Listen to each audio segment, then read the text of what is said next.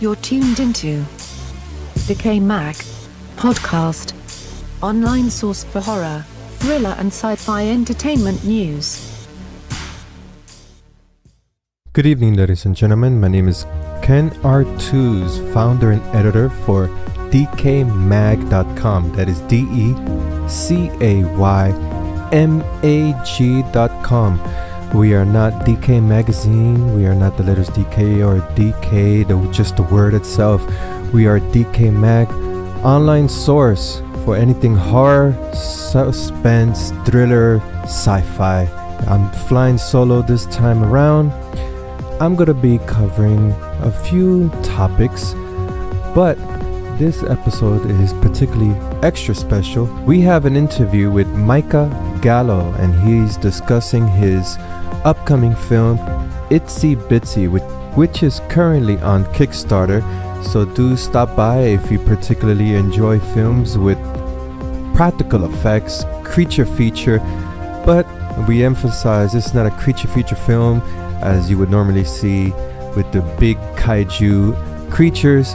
This is more of a family drama infused creature feature.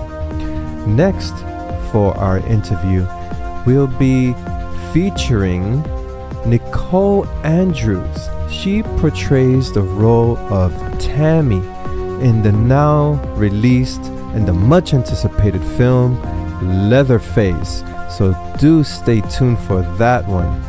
And of course, I'll be providing some information on horror in television, movies, and some trailer first impressions.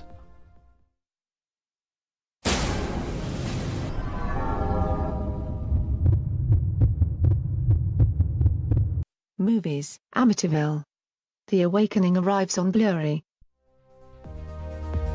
Finally, after getting much delays, Amityville The Awakening is finally getting a release, and the date is November 14th on Blu-ray, DVD, digital HD, and on demand.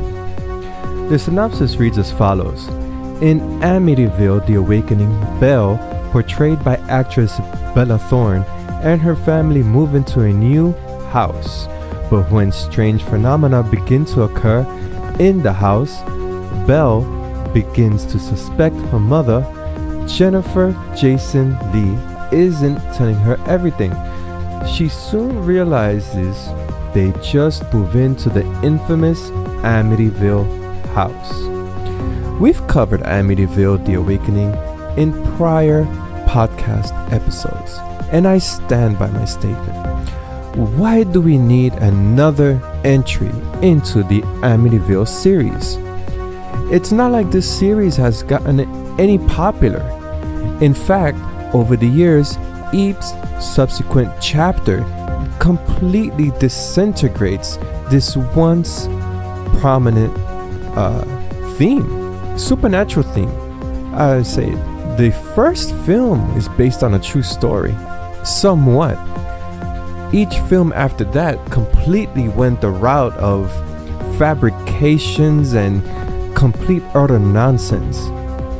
So in Amityville The Awakening, we see that a family moves into a home and they do not know that this is the infamous Amityville home. Now, unless you're living under a rock, in a cave, somewhere in faraway La La Land, how can you not know how the iconic Amityville home looks like? It's iconic. It's like saying you do not know who Jason Voorhees or Michael Myers are. The house itself is the character of this franchise. So this is ridiculous and nonsense. And it's no surprise that this film has been shelved. In fact, Friday the 13th, now that I mentioned Jason Voorhees, also under the same umbrella with the company, the Weinstein Company, also suffered delays. So this film finally gets to see the light of day on November 14th.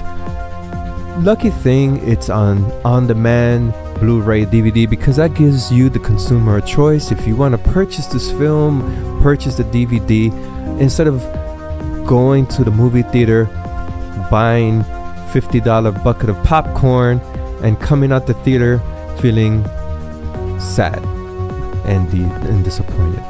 At least you could feel sad and disappointed at home, and you could yell at the TV in the comfort of your home.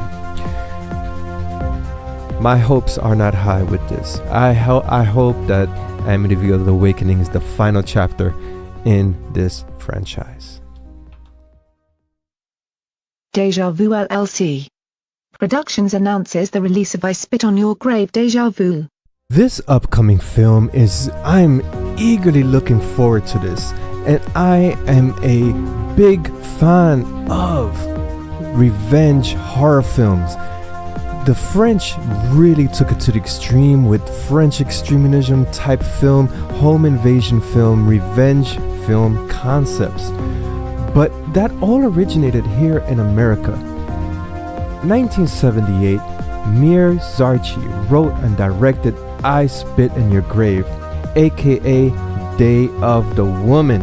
This 1 hour and 41 minute R-rated film pushed the envelope of male suppression over male dominance over a subjective female antagonist. That was the theme. This was a prominent theme during the 70s and the 80s, and a little still today. That's why we get the concept of the final girl. It all originated from this instance in time, in this period of horror films. I Spit on Your Grave, classic. So here's the good news. Deja Vu LLC Productions announces that they're going to release I Spit on Your Grave Deja Vu, and this is going to coincide with the 40th anniversary of the original 1978 film. This all begins in 2018, so we have to wait a few more months, 2018, for this release. Now, here's the kicker here. This is a general synopsis of this film.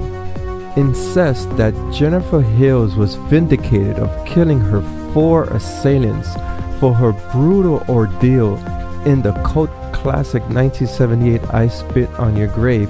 Both mother and daughter are kidnapped by the revenge-seeking relatives. That is when the Deja Vu nightmare begins.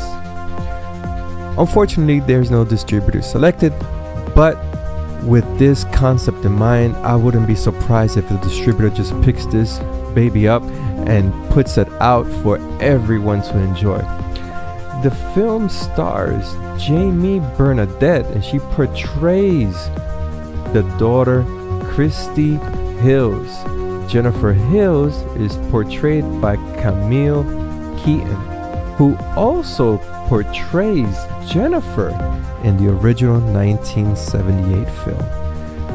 I Spit on Your Grave Deja Vu is written and directed by Mir Zarchi. He returns after 40 years to bring this concept back to life again, and this also reunites Camille Keaton with the writer-director. This is an amazing film. Rounding out the cast is Maria Olsen, Jim Tavare, Jonathan Pierce, Jeremy Ferdman, Ho G. Forrester, Roy Allen, and Alexandra Kenworth. They are all playing the revenge-seeking relatives. I've been following Maria Olsen on Twitter, and let me tell you, she's an icon in horror films, and I can't wait to see how Maria Olsen is going to portray one of these revenge-seeking relatives. So do keep your eyes peeled for I Spit on Your Grave Deja Vu. We'll be providing the Facebook and the website link in the accompanying article for this podcast.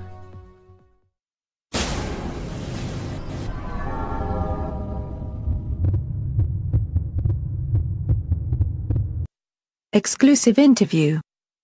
Actress Nicole Andrews.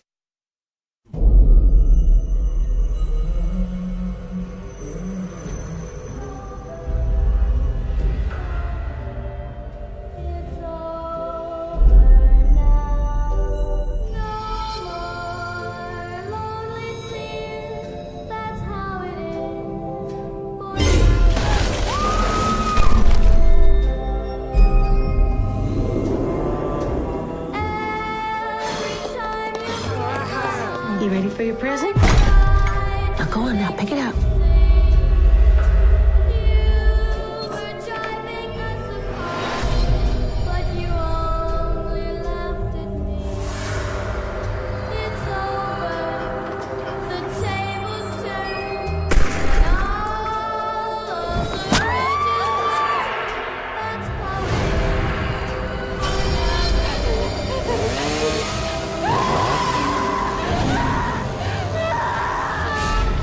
In this exclusive interview, I had the opportunity to speak with actress Nicole Andrews. Nicole Andrews stars in the now released, the much anticipated film Leatherface, which you could catch right now on DirecTV if you have DirecTV. Miss Andrews portrays the role of Tammy, and let me tell you, judging by the trailer, the cinematography of this film, it looks to up the ante, and I think this is the film that's really going to propel the Texas Chainsaw Massacre franchise into a new level. I haven't watched it yet, but do check out our review on Leatherface, which is currently up on DecayMag.com, that is DecayMag.com, who penned by one of our writers, David Teixeira. Miss Andrews stars in Leatherface, as I had mentioned. She starred in numerous commercials, television, and film, including shows such as How I Met Your Mother, Shit My Dad Says, and Drake and Josh. Miss Andrews also has a clothing line. She's a designer and co-owner of Nicole Andrews Collection. This is an upscale fashion apparel line. It's based in California, and it takes inspiration from sunny West Coast lifestyle, and it combined with Hollywood glamour. Here's our interview with Nicole Andrews, and she's not going to reveal any insights of the film, but do pay attention to some key insights on the production, especially the shooting location. Good afternoon, ladies and gentlemen. This is Ken Artuz, founder and editor for DecayMag. My guest this week is Nicole Andrews, actress. And before we get started on her upcoming film, we're going to leave it up to Ms. Andrews herself to shed some light on her latest roles. But first, thank you, Ms. Andrews, for taking the time for this interview. Thank you for having me. Now, the first question is going to reveal your role and the movie you star in. In your latest film, you portrayed the role of Tammy in the much anticipated release Leatherface. So who is Tammy, and what can you tell her about her character? Tammy is a very fun character that I got to play in Leatherface. She's a waitress, and she gets to witness a lot of the crazy, horrific violence and fun stuff that goes on in the restaurant. And she gets to, have lots of different emotions and a lot of the gory blood and a lot of the action and stuff that everybody lives to do in horror films. Oh, that must have been fun. Yeah, it was. It was a lot of fun. Leatherface was announced to be in post-production back in 2015. Since then, the film went through loops, and now we're getting the release. Were you part of the filming from the start? Yeah, actually, I was. I was flown out to Bulgaria, and I filmed out there for about a week, and it was like the most amazing experience for me because I don't know lots of people that get to go to Bulgaria, but it was just a totally cool city, and it was just like very rural, and there was literally one 5-star resort, and then the rest, like, you drive like literally a quarter of a mile and you're in just rural poverty that is just so different than LA where I live, and I'm from San Diego, so it was like totally different experience for me. And so I flew out there. It took like basically 24 hours to get there from here to London to Bulgaria, and took a train. It was really cool. Wow, so the film is a Bulgarian chainsaw massacre film. Partially, yes, yeah. Oh. It definitely the set and everything was made to look just like Texas, and it definitely did. The diner, the houses, everything was made basically from scratch, and it was totally interesting to see it all being put up and seeing the production company and the studio out there. It was definitely cool. That's very interesting. Wow, that is insightful. So that gives you more appreciation for the film because everything was tailor-made just for the film. Yeah, it was super cool, and like I said, like my character may or may not be getting super bloody, and it was awesome too because the film actually had 2 directors, Alexander Bustillo and Julian Murray, and they are really well known in the horror film industry, and it was just interesting to get to work with 2 different people with 2 different views. Like, one was super aesthetic, and the other one was all about kind of the characters and the vision of, you know, what the character should be. And the other one was basically like all the blood and gore and just kind of getting everything placed. And it was really kind of fun to have 2 different eyes. They did the Inside, the movie. I'm sure you know the Inside, the horror movie with the pregnant woman. Yes. And so it was pretty cool. It was really cool. As a matter of fact, I didn't mean to cut you off. No, go ahead. As a matter of fact, that was one of the selling points I'm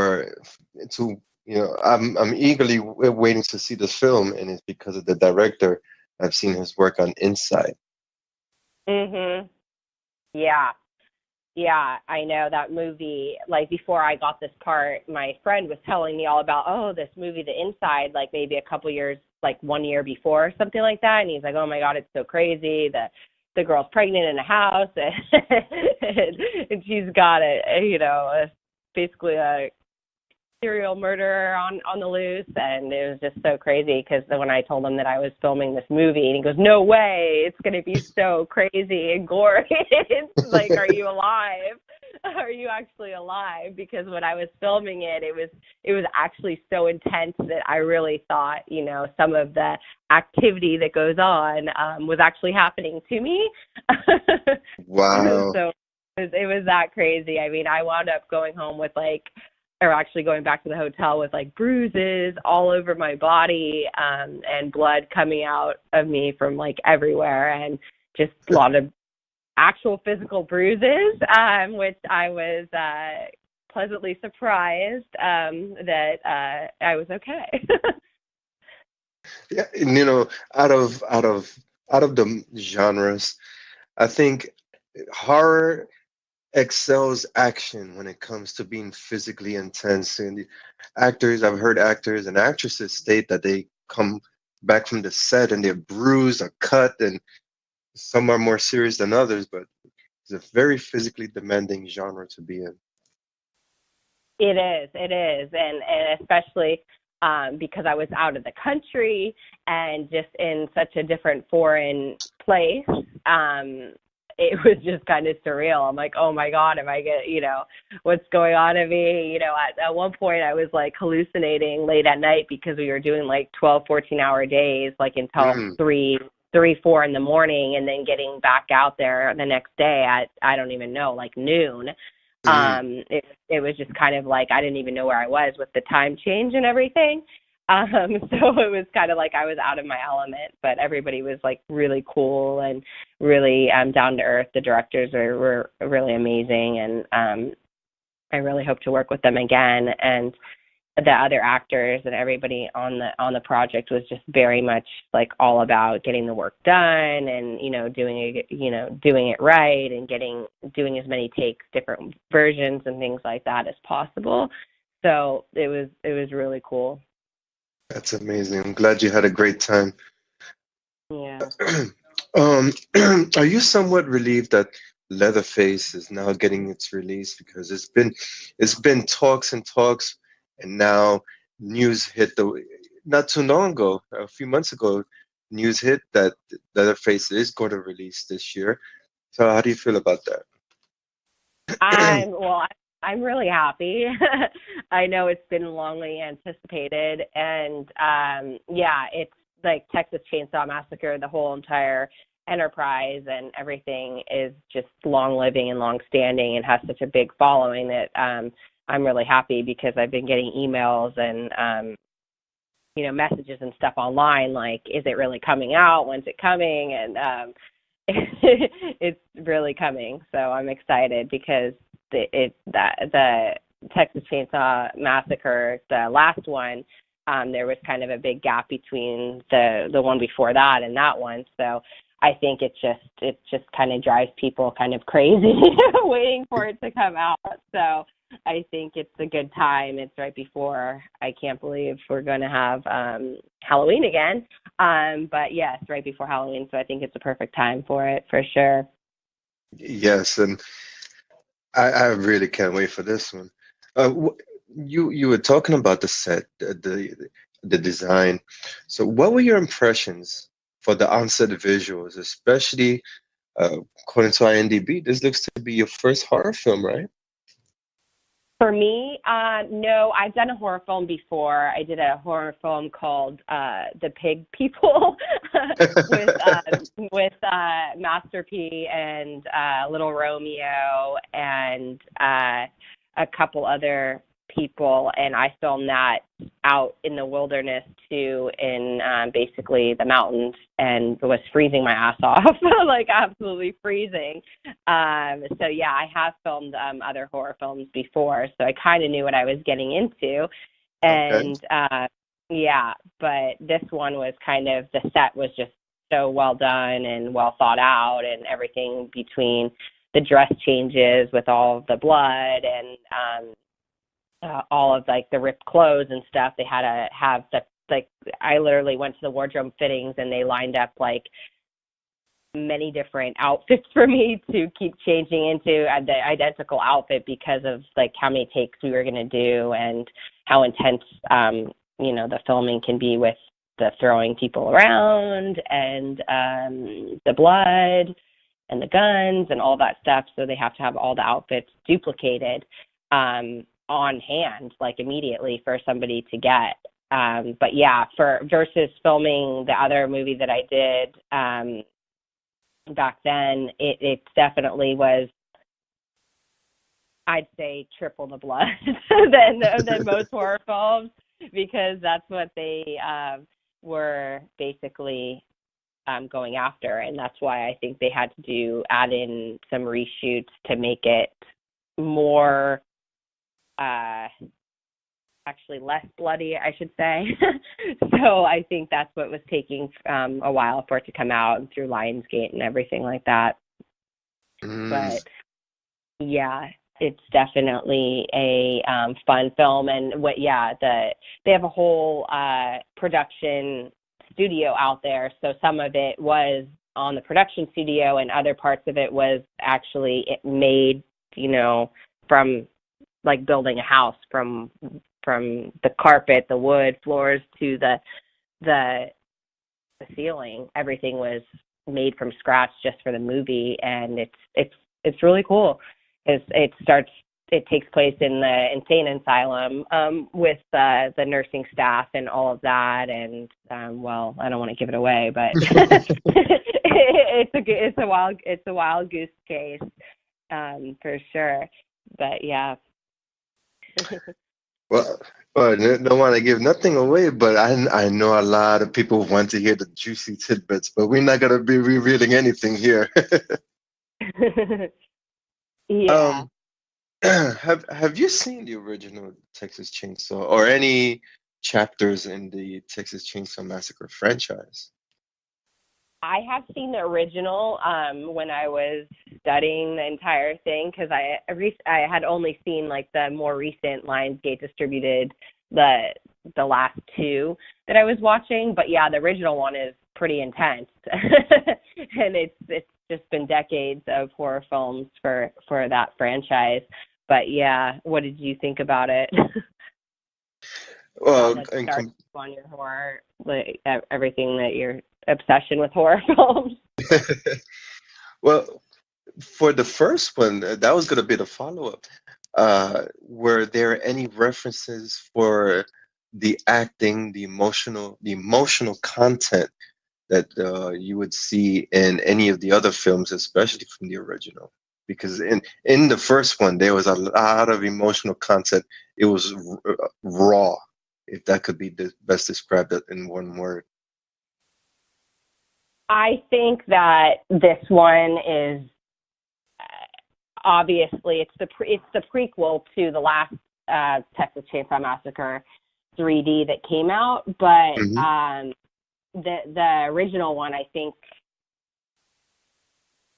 there's a lot more action in this one than maybe the original one. I can be slightly wrong, but that's how I feel about it, because that one was just kind of super old school. I mean, it was from 1983.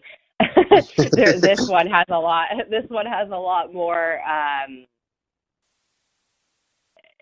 sci-fi special effects and all the special effects type of stuff that they didn't get to have.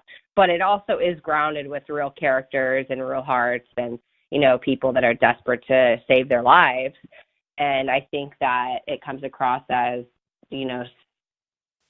character driven, and that's why they wanted to make sure that was shown, not just all the blood and gore, because with two directors, they have two different kind of visions, but yet they are partnered, so they know what they ultimately want.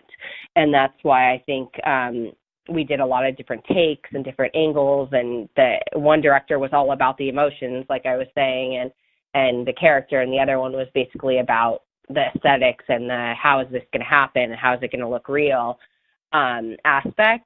That I think in the original one, the 1983 one, I think was basically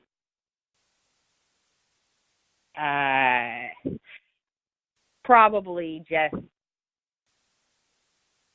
well, it was just less aesthetically pleasing, I think, in a way where now it's just like things are blowing up and things that they couldn't really do exactly then. Is that how you feel about it? Right. With the first one, it was more. It seemed like a guerrilla filming, run and gun, just capture everything. From what I've researched, the actors, they didn't get much sleep. It was hot. It was 100 and something degrees. They were cranky, and the director just said, "Okay, let's just film." And what you see on screen is just that frustration from the actors, and they just went with it. That's what makes it worthwhile viewing, even if it's from the 70s, early 80s. It's one of those things that you can't duplicate. No, this is definitely the prequel to it, and has a lot of the same characters and things like that are in the original one, which is cool. And I just think it was really fun working with the two directors. I have worked with two directors in the past on another film, and it was this one was so much more relaxed, and they were just young and fun, and they were just really wanting to get their project seen the way that they wanted to show it, and it was a lot of fun. Yeah, that's great. That's great to hear when two directors are in sync and they don't clash, and they both aiming for the same result, but in different stylistic forms. I find that with their input, this is really going to elevate the film to further plateau. Yeah. Yeah, for sure. And have you watched the trailer? There's a couple of trailers out for Leatherface. Have you seen the trailer? I mean, being in the mix, in the acting, you don't get to absorb, from an outside perspective. So have you seen that trailer, and what type of perspective have you gotten? Yeah, I saw the trailer. I saw the different trailers. I think that it's really interesting because I think that the movie is everybody's gonna be blown away by it, because I think it's just a lot of hard work and a lot of different kind of views from the last one. I think the trailer represents it pretty well, and I think that maybe I think once you watch it, you'll get connected with the characters versus just the trailer. I mean, if you are a longtime fan and you know who the characters are, and you've been watching it, then maybe the trailer you really are drawn to. But I think that after seeing the movie, I think the trailer portrays it pretty accurately. Right. And one of the things in that trailer, I'm not easily swayed by the trailer. I went by the cinematics, the cinematography, but one thing is evident: the violent content is revved up, and you've mentioned it before, and a lot of blood in it. So, is that what people are going to expect? A more hardcore, story-driven narrative? I think a more hardcore what did you say? Hardcore, character-driven narrative. I think when people are going to go see Leatherface, I think they're expecting the blood and the gore and the horror, and I think that that's pretty much what you expect when you go see a horror film. But I think this one has a lot of different things because of the fact that it is very not just character driven. I just think that it's very much like the props and the set and everything is really accurate, and it's really believable. And I think that that's what people will take away from it. And I think that they're going to relate to the characters that are in it, like the cop, Stephen Dorff, and the Vanessa Grassi, and everybody in it does a really, really good job. And when I was there, watching the other scenes and stuff, I was just like kind of blown away by how much chemistry people had on the set, for sure. Yeah, in a joking way, I see Stephen Dorff. He's in the film. I was just surprised Matthew McConaughey doesn't do a cameo, because he was in one of the films for the franchise. Yeah, I don't know. I think Matthew McConaughey has gone away from horror films since his career has kind of soared for him. But yes, Stephen Dorff, he does a really good job in it, and Sam Strike. There's a lot of British actors that are in it as well, and I think it would have been cool to work with Matthew McConaughey on it. I think that he would have brought some more comedy to to the horror genre. Exactly. These next set of questions are more centered towards your acting career. The first one being, during your acting career, how do you best describe the struggle in advancing in the field of acting and as a performance artist? The struggle in what? In advancing in the field of acting and as a Oh, performance yeah. artist. Well, I feel like acting in the sense of the auditions is a constant challenge, and you're constantly fighting for different roles and roles that you think that maybe, you're not even right for, but that's how they view you, and they see you in a different way than you're actually seeing yourself. I think it's a constant challenge, finding roles and work, but it's the process of being an actor, for sure. Mm. And do you have any personal quotes, affirmations that get you in gear, especially when the obstacles get challenging? I would say just be true to yourself and basically keep going. That's all I would say.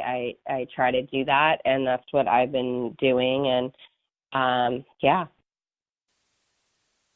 That is the best advice ever. Be true to yourself. A lot of people do not see the simplicity in that.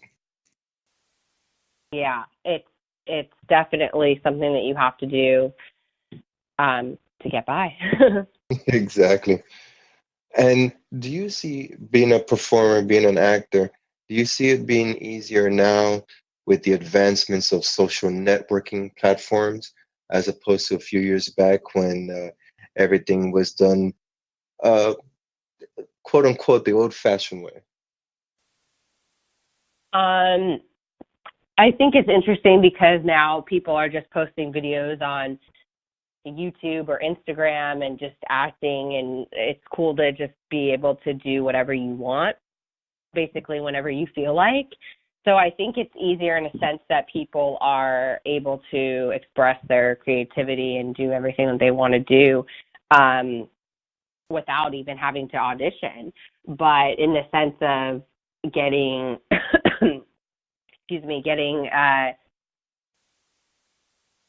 like movie roles and TV shows and things like that, I think that it's still super competitive, if not more competitive now than it was back when it was the old school way of dropping off your headshot and getting called in that way. Now everything is electronic, and they're just looking at everything online. Basically, sometimes you don't even get to meet the director in the room with the auditions. Everything is just through Skype or just video.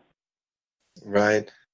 A funny thing you brought that up, because not too long ago I had an interview with a particular director, indie film director, and he had a creative way of the actors would audition via video, and he found that to be more comfortable for the performers. Do you see something like that evolving in the future where the actor just submits the audition instead of going into the room?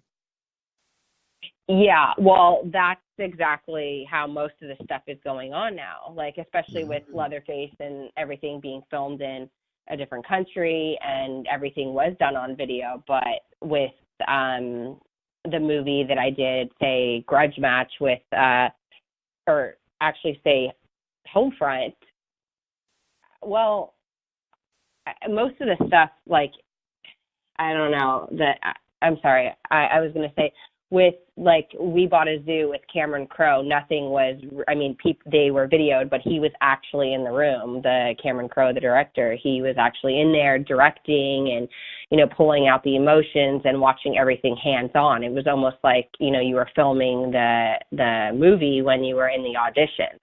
So that was not like a Skype or, a EcoCast type of audition. But now with the amount of people and everything that's going on, everybody is just kind of putting themselves on tape and hoping that they see, what they want in the tape. With like Cameron Crowe, was like the craziest, most positive audition, intense positively audition that I got when I got that role, because it was so I I guess you would say, old school. And it was so cool to actually be able to go in, get the call back, then work with him and work it out, and then wait it out and see what role you got, or, you know, what was going on. It was definitely the old school way, and I like that way. Yeah, well, times is changing, and we will see what the future brings for the industry across the board. It's very interesting in this time that we're living in. Yeah. And to close it out, have an open question. Any other projects you have coming up, social networking, and when do we expect a release for Leatherface? Well, I started a clothing line a couple years ago, so I have a clothing line as well that's called my name, Nicole Andrews Collection, and I'm in many boutiques from San Diego to LA to Miami, New York, everywhere. So I have that going on, and it's very fun, women's clothing, casual, upscale, travel wear, and everything is made in LA. So I've been working on that, and I'm just auditioning right now for different projects, and I have something that I'm going to start to work on. And that's pretty much all I can say about that. But yeah, check out my clothing line. And and Leatherface is coming out in theaters October 20th. Great. Awesome. Well, once again, thank you so much for your time and for this great interview. Greatly appreciated. Yeah, thank you so much. Thanks for having me. Thank you. Great. And best of luck to all your endeavors, and the year is coming to a close, so Happy New Year 2018. Oh my God, don't rush it. It's right around the corner.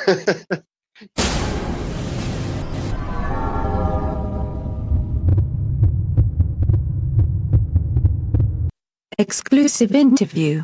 Micah Gallo. I had the pleasure of speaking with Micah Gallo.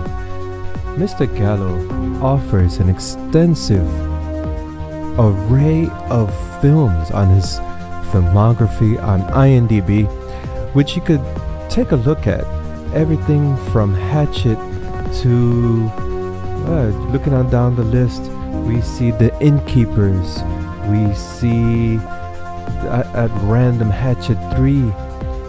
What the hell? Paranormal Activity. I don't even know what that is. Then you have Aftermath, The Quiet Ones, Almost Human. Mr. Gallo boasts over 40 film credits, and this experience alone is noteworthy. Now, Mr. Gallo is venturing on his full feature debut, and it's a creature feature concept built around a family drama, and the name of that film is Itsy Bitsy, which is currently on Kickstarter. The campaign is on its 14th day, and it has 102 backers.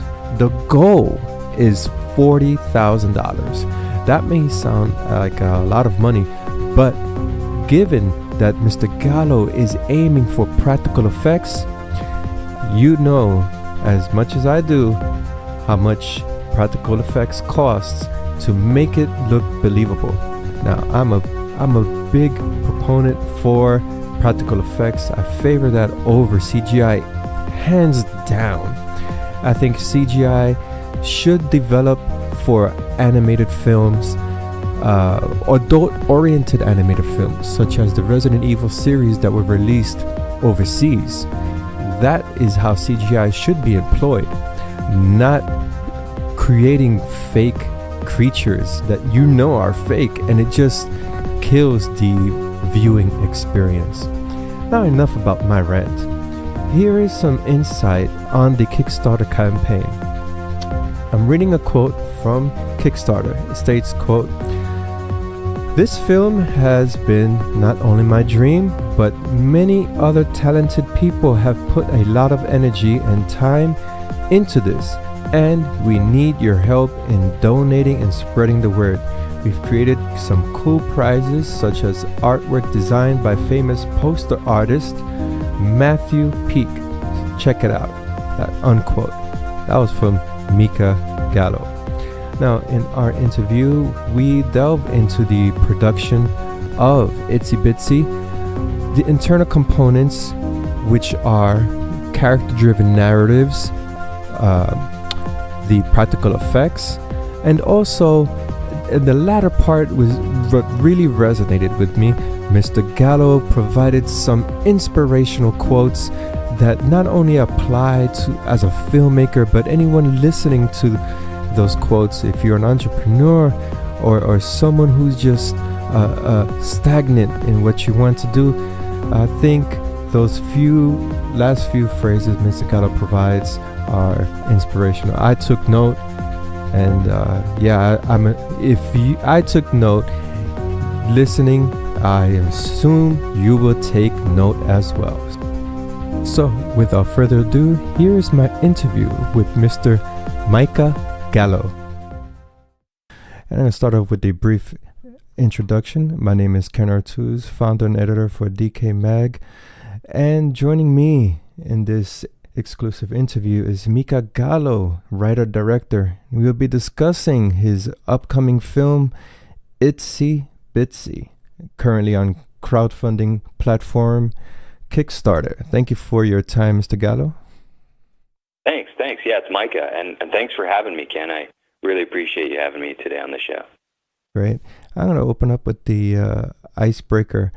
Can you please share some insight on your career thus far, especially working on a slate of notable films such as Hatchet, Frozen, The Innkeepers? Yeah, well, I started working on a lot of indie productions coming out of college. I went to USC Film School, and through that I met a guy that became my business partner, Tyler Haas, and we built a post-production business called Lit Post, where I did color correction, mastering, and visual effects on over 40 movies. And so a lot of those were genre pictures because those were the gigs that were easy to get and the filmmakers that needed help. And so yeah, that's how I ended up working on some of those films. Wow, cool. And from your point of view, from your experience, what has changed from the landscape of horror filmmaking? In other words, what is the trend that we're currently seeing now? Well, with like James Wan seems to be a trendsetter. And so definitely for the last period, I think that ghost stories or haunted house type movies have been in again. I don't know exactly where it's going from here, but I have a feeling that creature-oriented movies are on the rebound, and I think that you can see that with it. But there's a lot of opportunities in horror. I mean, look at Mother. Even though Mother isn't doing great box office-wise compared to its cost, I think it's got a lot of people talking about it. So I think we are hopefully entering a period where horror is recognized again in the public eye, and there's an interest level that's been potentially lacking in the last couple of years. Yeah, absolutely. And you're making your directorial debut with Itsy Bitsy, and is promoted as a film that focuses on practical effects. What's your opinion on emphasizing practical effects in this era, in this stage right now in filmmaking? I think that craft is important in movies, and it doesn't matter to me whether that's writing, editing, any aspect of a movie. I think that craft is maybe the most important thing.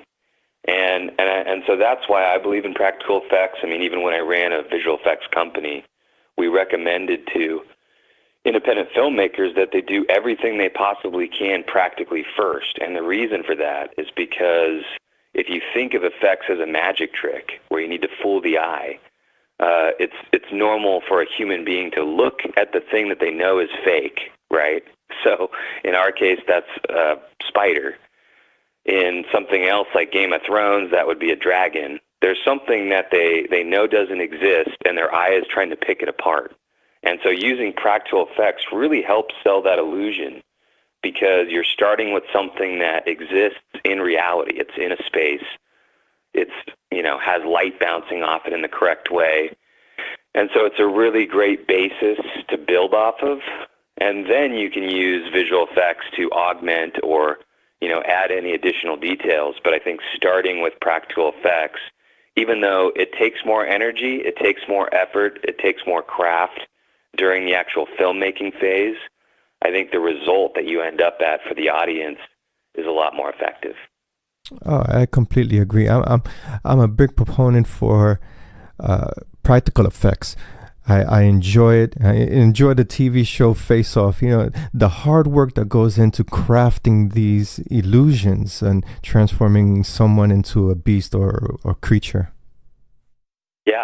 Yeah, it's amazing, and it's fun too. I mean, I think it's sort of like, if you love horror movies, which I know you and I do, it's like there's something about Halloween and dressing up and making that illusion, which is part of the fun, right? I mean, it's part of the enjoyment of making these types of films is celebrating that craft. Exactly. And it's stated that Itsy Bitsy is your first feature debut, but I think that's irrelevant due to your experience in the industry. Most filmmakers that jump on crowdfunding have no experience and or little work in the field, and they get funding. Do you see crowdfunding as a gamble to get financing?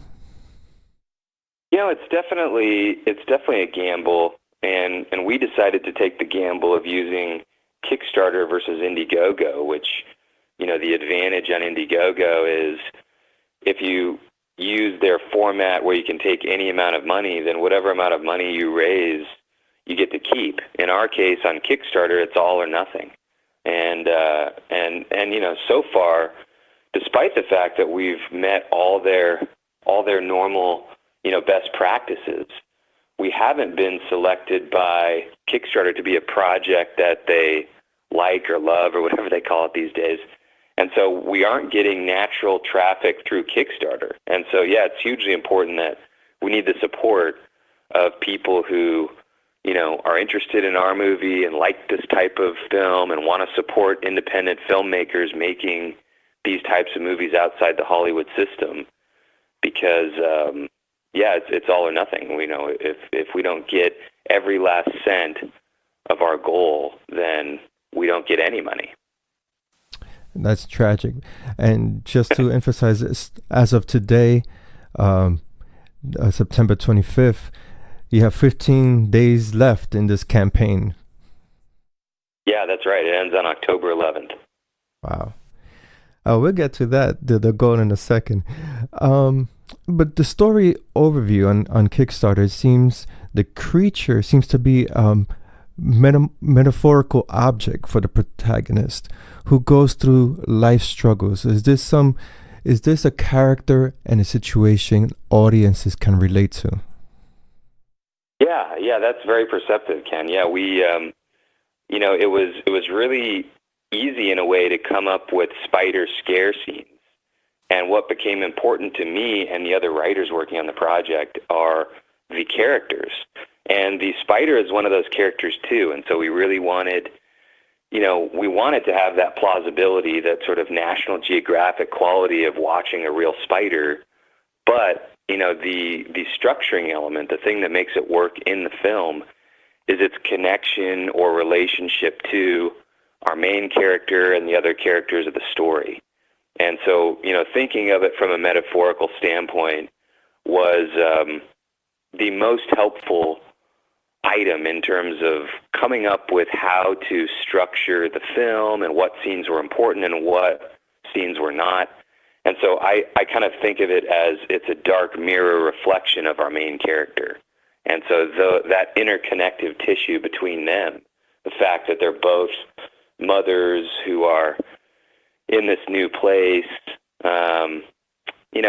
that kind of worked for me. So it's sort of this inevitable face-off between them that is just building over the course of the film. And also touching on that, we have a parent, two young kids, against a creature. This borrows from life itself. It seems to be a powerful character. Just as with practical effects, character-driven narrators are also making a comeback. Do you think in horror films? Do you think that's to be the case? I hope so, because those are the types of movies that bring me back to horror personally. I love surreal horror, horror that has great imagination, and then I love great character dramas, and I think that there's a greater opportunity for a filmmaker to hit a broader audience. You look at It, which is in theaters now. A lot of people really love the character drama, which is kind of a Stand By Me type character drama. But then you can also look at Jaws or The Exorcist or Silence of the Lambs and see great examples of films that are, in a way, a character drama first and a, creature movie or horror movie second to that. And that's a very good point, because you make emphasis on Jaws, and Jaws for that period emphasized that the character driven was first, and then you have the creature was secondary. Mm-hmm. Yeah, and I think it works, because then the creature also gets that respect and love, where it's not just a big, lumbering monster. And that was one of the things that we wanted to address in our movie, is we didn't want to make basically a giant spider movie like a lot of the ones you've seen, where essentially the spider is stepping in for Godzilla or something. We wanted it to be true to the character of a spider and have those behavioral patterns, and have, it's a sentient being. It has an intelligence. It has a way that it operates that's fairly true to nature, but, heightened because it's a movie and because this is a special one, Exactly. See, most people get the first impressions when they see Itsy Bitsy. It's about a spider. First thing that come to their head is either SyFy or something like that. And that's not the case here. Yeah, hopefully our trailer communicates that there's more going on. We couldn't really communicate in this trailer the depth of the character drama. But yeah, hopefully they can see that the, level of production value and effort that went into it is above average in terms of, your usual indie movie or movie of this kind on our budget. Right. And Itsy Bitsy is detailed as a family drama, as you have stated. Does this imply that the film would be consumable for general audiences? Yeah, that's our intention. I'm hoping to end up with a PG-13 rating, and I don't think that we'd be pulling any punches to get there. In other words, I think it'll still deliver on all the scares and all the fun aspects of this concept. But just this particular idea didn't seem to me to require nudity or foul language or anything like that, because it really is just a dark fairy tale. And so by virtue of that, I think, like I say, we're able to deliver on all the scares and even have some stuff that's, pretty intense, but not in a way that I think disallows potential younger audiences to watch it. And I checked out the trailers that you had with Andy Dick, and oh wow, and you also had another trailer, promoting people to contribute to the crowdfunding campaign, and both portray humor. So is this something that we're going to see in Itsy Bitsy, that humor that it will catch you off guard? Yeah, there's some amount of humor in Itsy Bitsy, but it's not, very slapstick the way that those might be. We just wanted to communicate another dimension of our characters, which is, we've seen so many of these Kickstarter videos that are so serious and intense, and everyone thinks their movie is the be-all, end-all. And so, I wanted to communicate the amount of effort and energy that not only I've put into these things, but that a lot of other talented collaborators have put into these movies. And I wanted to pay respect to that. But I did want to have fun with it and make something that was funny and entertaining and self-deprecating. And so yeah, we hope people find it entertaining. I worked with Andy on a project called Massacre Lake, and so he was willing to help out, and he's a very funny guy and always takes it there. So yeah, he really took it there as the playing the role of the spider. That was funny. Yeah. We had this concept that he would come in and do motion capture for the spider, and then that goes awry, and we decide to go practical. Is basically the gag. Yeah, that's a good hook. It got me interested. The crowdfunding campaign for Itsy Bitsy set for $40,000. That may sound like a lot for movie making, but for indie, that's small. So it's just the challenge of getting the creature concept believable on that scale on such a tight budget. Mm-hmm. Yeah, it was very challenging because when you look historically at this type of movie, it tends to be made for, $8 to $11 million is like the minimum. And so, I mean, our film was made for much, much less. But we tried to put enough money and energy into it to make it so that you don't have to make any excuses when you watch it. You don't have to explain to an audience, oh, yeah, well, we didn't have enough money. So, because audiences don't care. They just go into a movie and they expect it to deliver on the promise of that trailer. And so that's why we did put a lot of energy into the practical effects. We were very lucky to work with Dan Rebert, who he was running Todd Masters when they were doing True Blood, and he also worked on Slither. But his credits go all the way back to Terminator 2, and he's on the new Hellboy. And so we put a lot of energy into making those things work, and that also takes money. And now that we're heading into the visual effects phase, that and sound and music and color correction, these things add a whole nother dimension to finishing a film. And that's why we need the support. Yeah, it's absolutely right. Those are the top components. And from the video, I see that there's animatronics involved. How does this play into the film? And you have a certain amount of creatures. You have one, being that it's such a tight budget. Yeah, I mean, again, when you look at a movie of this type, like when you look at Child's Play or Gremlins, for instance, Child's Play, which only had one character, they had many, many different puppets to be able to accomplish that seamless effect of one puppet. And so we had the same challenge, only on a lower budget. And so what we had to do was we came up with, I think we have 4 different puppets. And so we had to kind of analyze every single scene in the film that included the spider and figure out, what technique was going to be used to achieve that particular effect, which sometimes can be different shot to shot. And then basically make sure that each of these puppets had one of those skills. And so sometimes that means also making parts that are interchangeable between the various puppets so that they can have that flexibility.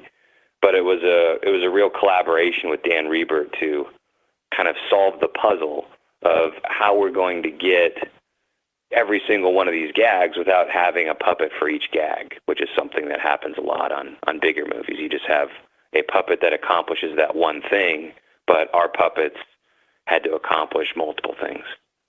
Right, and taking it back to the 80s era where they had different puppets for different scenes, and one puppet would be scarred and the other one would be whole, and that takes a lot of time to construct. So yeah, you exactly. mentioned, That's very perceptive. Yeah, where you have different stages, which Child's Play is a good example of, because you have the non-burned one, and then you have the one that gets angrier as it becomes more lifelike over the course of the film. It starts to have little punched hairs in it, and then you have the later burned ones. And so, each of those is a different puppet, not just for each stage of the makeup, but for each individual gag that they're doing. Right.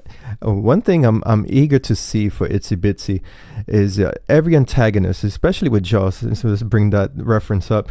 The antagonist has some type of relation with the audience, some type of conjuring of the fear. Is that something built around this antagonist of the spider? Would this character be put forward in that way?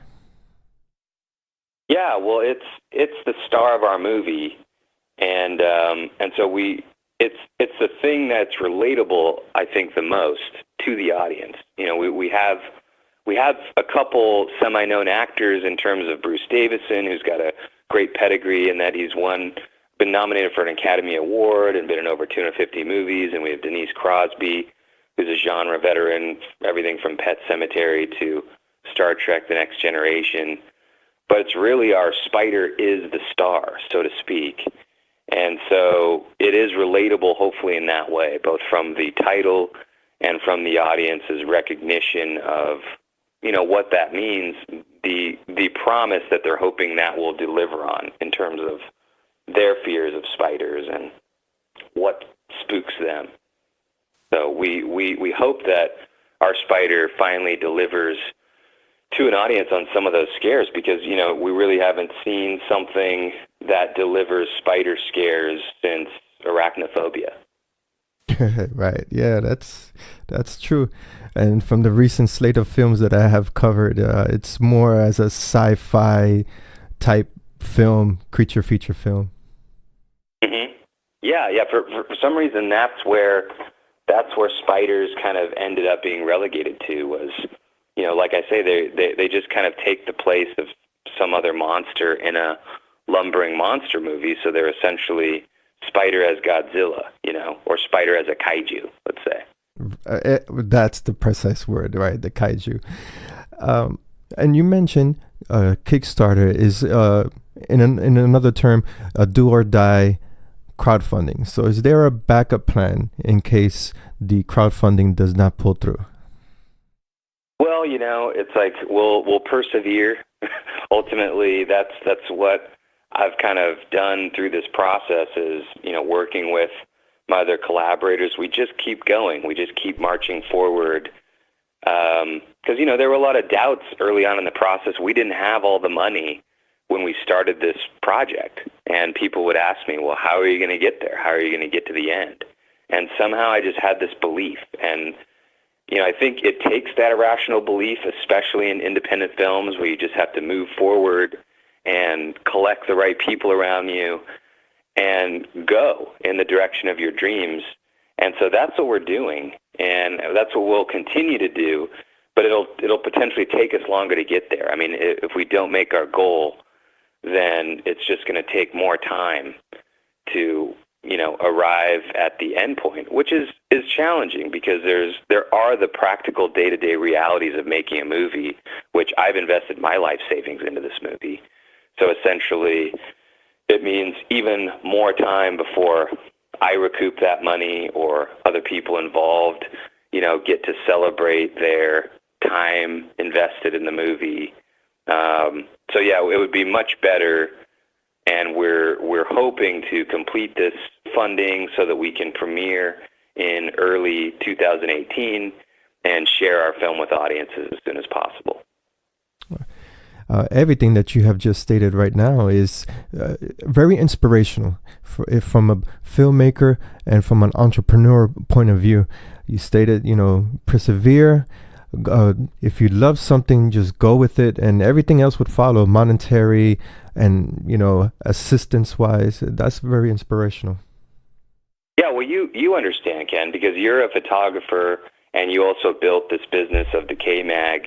And, you know, that's what it takes, I think. And that's what I learned from my experience in business that I took to this filmmaking process was I just realized, you know what, Steven Spielberg's never going to walk into my living room and be like, hey, Mike, I was wondering where you are. Let me give you this movie deal.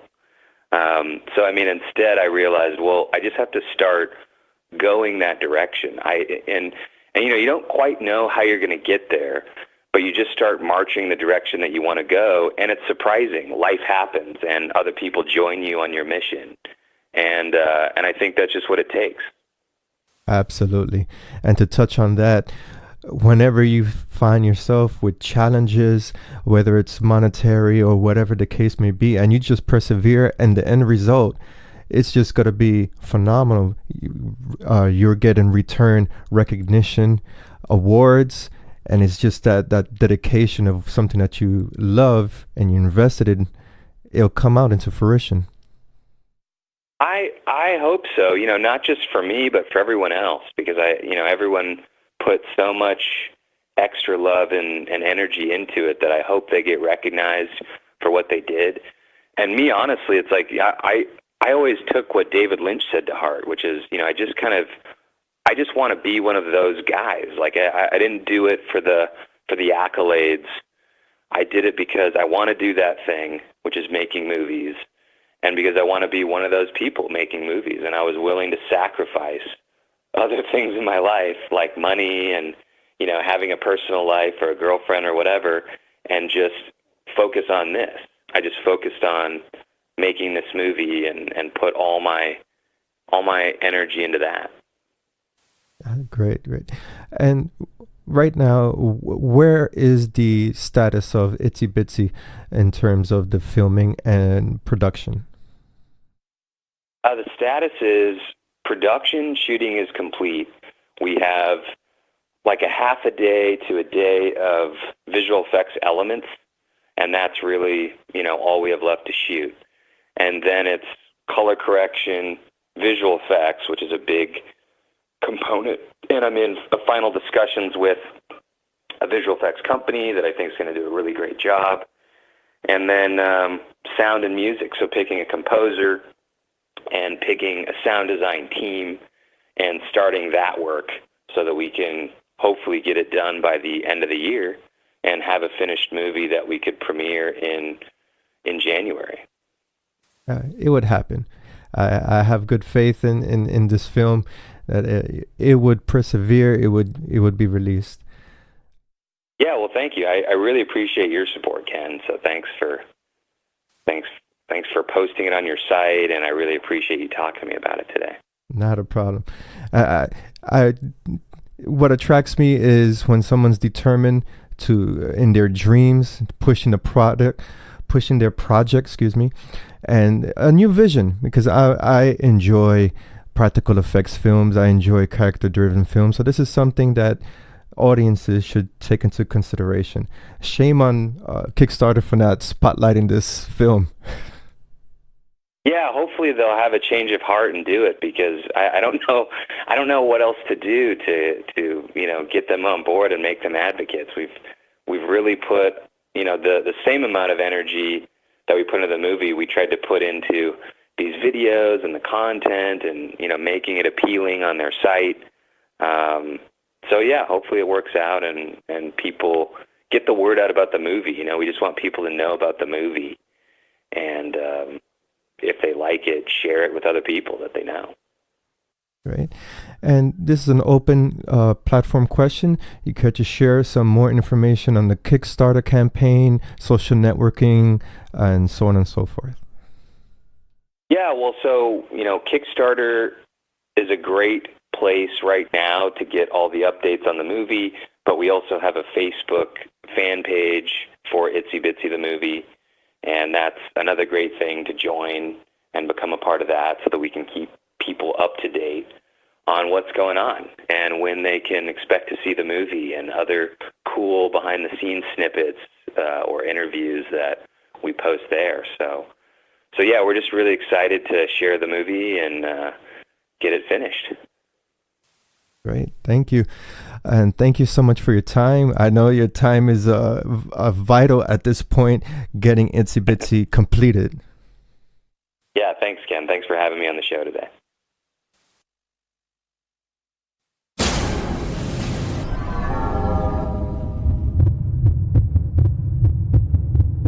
Television. SyFy has cancelled Blood Drive. SyFy once again has grinded its axe, and it has severed ties with yet another horror-oriented series. This time it is Blood Drive. After 1 season and 13 episodes, Blood Drive does not race into season 2. this is not the first time that SyFy has canceled a show. Earlier this year, 12 Monkeys met a similar fate. Last year, Hunters was canceled after one season. And the pattern keeps growing. I foresee, you see, when Blood Drive first hit SyFy, when it first hit the airwaves, it was a most anticipated TV show, and it was for its content. It was gritty, had the grindhouse aesthetic. I was looking forward to it. As a matter of fact, we reviewed the series on DecayMag, so you could check out some of the reviews there, DecayMag.com. And in some of the episodes that we reviewed, there was a constant thread. Most of these episodes were filler episodes. I mean, it is true you have to draw emphasis on the characters to have a character-driven narrative. But of course, the theme of the show is a death race that involves vehicles that are fueled by human blood. That was put in the back seat. And we've seen episodes that were just fillers. It wasn't as impactful as it should have been. We've covered Blood Drive. I enjoyed the show. It was just that raw type of violence that is much needed, especially on SyFy. And it's a shame in comparison to the other slate of shows that are currently on SyFy. Blood Drive really pushed that envelope. After the announcement, Blood Drive creator James Rowland, he released a statement regarding this cancellation of Blood Drive after one season, which was 13 episodes. I'm gonna read a snippet of this lengthy reply, and you could tell from the words that he's expressing, it's a bittersweet victory. In a way, he provided his vision as he wanted in some shape or form, but it did not come into fruition. It did not continue. Here's an excerpt. Quote, "It was SyFy that took the risk, and for that I am forever grateful, even if I did get super pissy whenever I couldn't show enough gore and dick and titties. But I'm confident they knew it was just because I'm a pervert and didn't take it personally. I'm bummed that Blood Drive didn't pay off for them the way they wanted, but I can't believe we got away with a full season of the craziest show on TV. We owe them props for making all this insanity possible." Unquote. You could tell by the words that I stated. It's a bittersweet victory. Blood Drive finally made it to TV on SyFy. It was not a more adult-oriented station such as Showtime or HBO. This is SyFy. It's easily accessible, and for the violence and the gore that it displayed, they've really pushed the envelope for that. It's a show to watch, but as I stated, it was mostly made up of filler content, and that's the downside for me. If you gotta have a show about racing, about cars that are fueled by blood, emphasize on the race, emphasize something. But I feel watching the series, that was put at the back burner. But do check it out. Blood Drive is phenomenal for what it is and what it has offered. And I did predict in my earlier report that this was going to happen, that Blood Drive was going to be canceled after the first season. And it's because right now SyFy, they are very keen on ratings. So if you don't meet the ratings, you don't meet that precise number, you're getting chopped. And this is an ongoing thing. 12 Monkeys suffered it, Hunters suffered it, and For my next prediction, stating right now, mark my words, the next show to be cancelled is going to be Channel Zero. Right now, it is in season 2. The demographics, it's for 18 to 49-year-olds. But check this out. The viewers in the millions for Channel Zero is 0.392 million viewers. 0.392. Blood Drive, after season 1, got cancelled with 0.457 million viewers. And also to reinforce the other shows that were cancelled, you have Aftermath, you have Incorporated after season 1. Both after season 1 got cancelled. Dark Matter after the 3rd season got cancelled. Winona Earp is in the 2nd season. The statistics for that one seems to be stable, but it is declining. So let's keep an eye on Winona Earp. But I'm calling out Channel Zero. I don't think it's gonna go into season 3.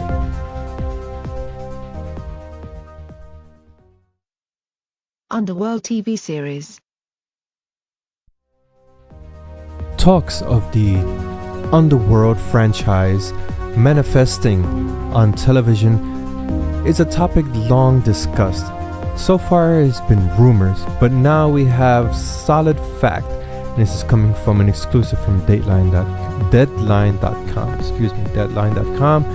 They released an exclusive that Len Wiseman and his production company Sketch Films are moving forward with the Underworld concept for television.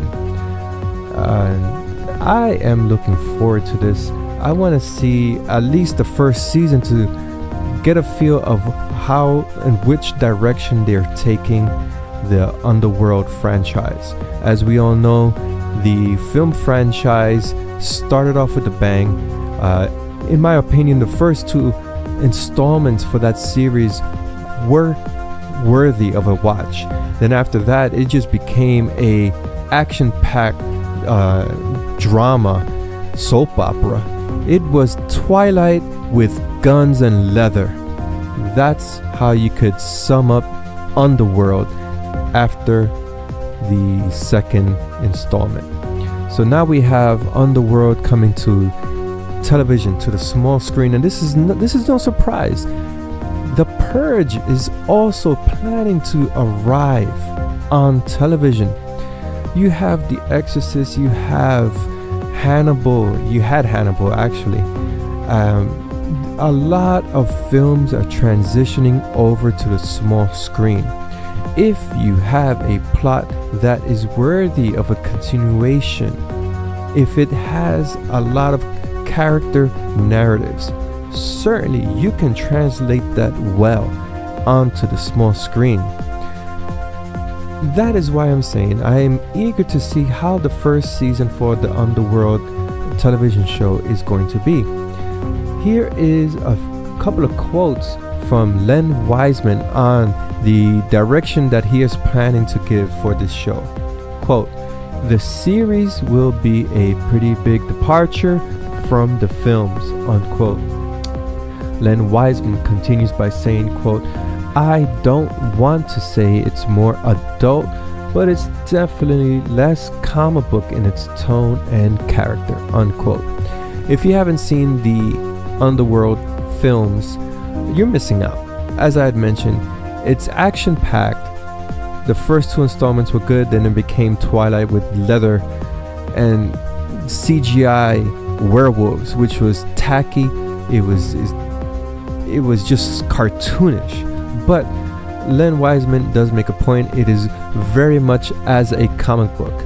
And if it's not going to be adult and less comic book in its tonality, as he has stated, it will be, in my opinion, more character driven. We're gonna see a more insight on who's leading the clans of the werewolves, who's leading the clans of the vampires, these two opposing factions that are prominent in the films. And Len Wiseman has been involved in all 5 movies of the Underworld franchise. He launched this idea, and it is unfortunate that this idea just went down with a sizzle with the release earlier this year. I guess, as the famous quote, we're gonna have to wait and see how this translates.